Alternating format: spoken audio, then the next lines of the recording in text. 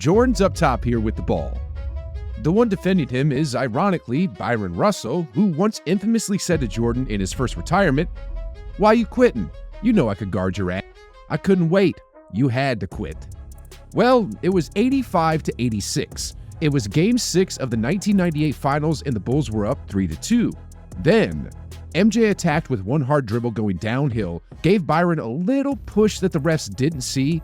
Then, while the Jazz defender was on skates, Michael pulled up for a top-of-the-key mid-range jumper that cemented his legacy as the greatest of all time. That's why they call you the human highlight reel. Not because you have any highlights of your own, but because you're in all of mine, is what MJ had to say in response to Byron Russell's trash talk. Michael Jordan is the undisputed GOAT of the NBA. 6 championships, 6 finals MVPs, 2 three-peats. It doesn't get any more dominant than that. But the truth is, the absolute truth of the matter is, Michael wouldn't have been able to do it without this man here. And yet, they just did something to his wife that I'll never forget.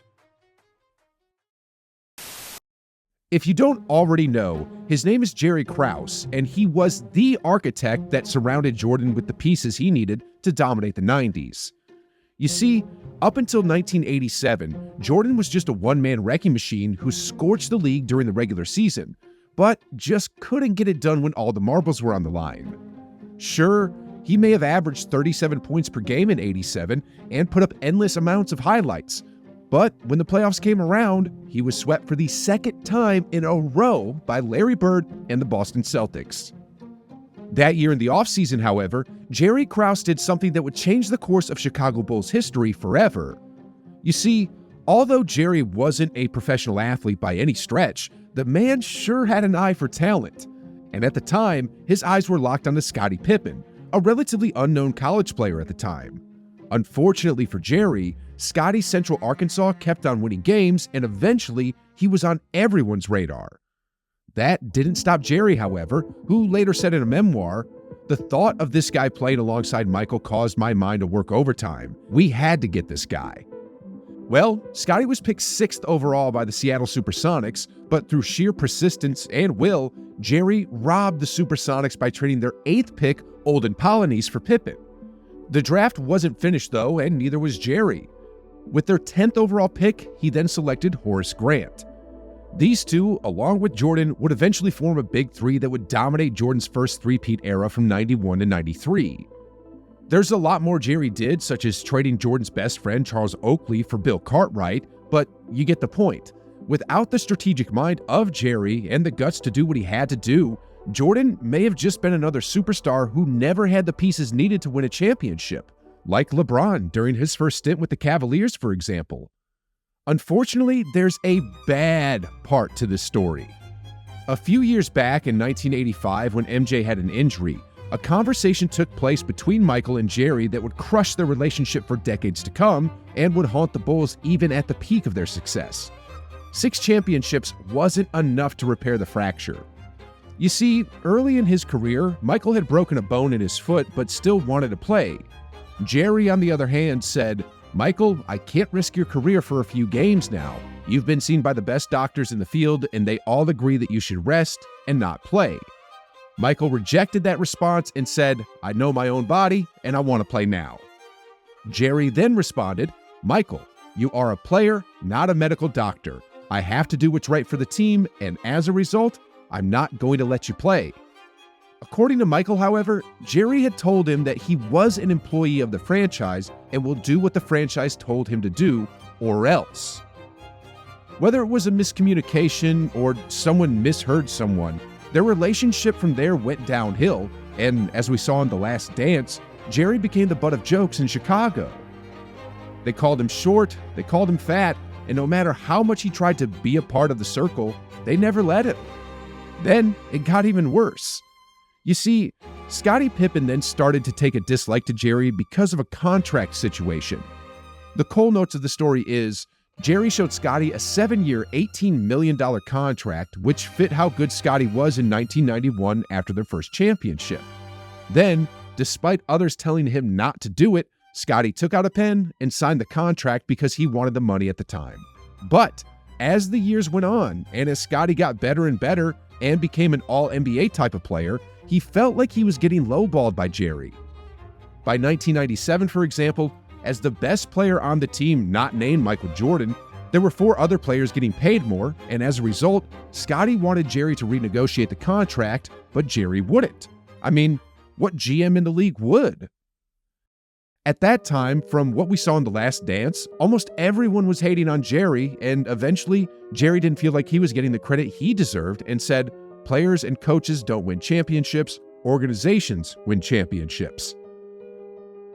Then, after they won the 1997 championship, Jerry still felt like he wasn't getting the credit he deserved. He felt humiliated, and he had enough. He told Phil Jackson, "I don't care if it's 82-0 this year, you're f***ing gone." After that 98 championship, true to his word, the dynasty was gone. Jackson went to the Lakers, Jordan retired again, Scottie went to Houston, and Rodman followed Jackson to LA. Bulls fans were mad beyond belief. Jerry Krause instantly became the most disliked figure in Chicago for his decision to end the dynasty. Then, when The Last Dance came around, it poured massive fuel on a fire that most NBA fans today don't even know about. Krause was seen as the evil villain from the first Space Jam. Anyway, after the dynasty had ended, it wasn't long until Krause left the NBA due to the rigors and stress of the job and went back to work as a scout for Major League Baseball. In 2017, Jerry sadly passed away due to health complications. Michael Jordan at the time paid tribute to the late Bulls GM and had said, "Jerry was a key figure in the Bulls dynasty and meant so much to the Bulls, White Sox, and the city of Chicago. My heart goes out to his wife Thelma, his family, and friends." Fast forward to 2024, the present day, the Chicago Bulls had a Ring of Honor event to remember the teams from the 90s, and ladies and gentlemen, this event was a disaster. I mean, first of all, neither Jordan, Pippen, nor Rodman was in attendance. How you hold any sort of Bulls celebration without these 3 is just beyond me. Then second of all, in place of the late Jerry Krause, his wife Thelma Krause was invited to receive the award on behalf of her husband. But unfortunately, instead of cheers, boos rang hard throughout the United Center. Represented by his wife Thelma, Basketball Hall of Famer. Not all of them, but a sizable number of the 21,000 fans rained down their negativity on a 79-year-old widow.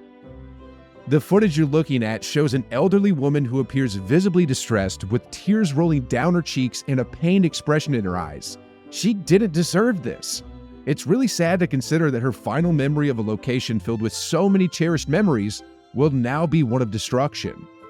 When former Bulls legend and current Warriors head coach Steve Kerr was asked about the boos, here was his response. It's shameful. It's absolutely shameful. So the fans who booed, they know who they are, and that's, to me, it's absolutely shameful. Then when former MVP, now TNT broadcaster Charles Barkley caught wind of it, here was his response. What happened in Chicago the other night was a disgrace. Whether you like Jerry Krause or not, that man's dead. Rest in peace. His wife is there, and y'all made that lady cry, and that was total BS. What? That was wrong, man. To have that lady crying like that hurt my heart watching that. The truth is, Jerry didn't deserve this either. Because without him, who knows what pieces would have surrounded Michael. I mean, judging by how MJ has been picking players as an NBA owner, the Bulls probably wouldn't have been a very good team. Anyway, although Jerry was depicted as a villain in The Last Dance, Bulls legend Bill Cartwright shared a story that wasn't included in the Netflix documentary. While playing for Chicago during a game with Indiana, I was hit in the throat and left my larynx fractured and my left vocal cord paralyzed. It was truly devastating as I had no voice for a year. Jerry found the best throat doctor, Dr. Robert Sadeloff in Philadelphia, to help me get my voice back. I don't have a perfect voice now, but I do at least have one thanks to Jerry.